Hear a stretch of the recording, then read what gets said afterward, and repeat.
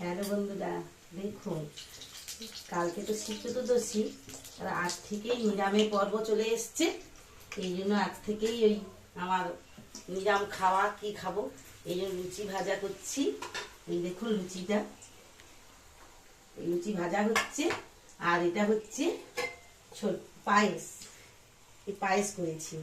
আর এটা ছোলার ডাল করেছি,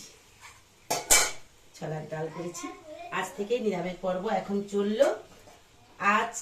কালকে তো ভাত টাত খাবো না, একবার সোমবার পর্যন্ত চললো মোটামুটি। চতুর্দশী কাটলে তারপরে ভাত খাবো।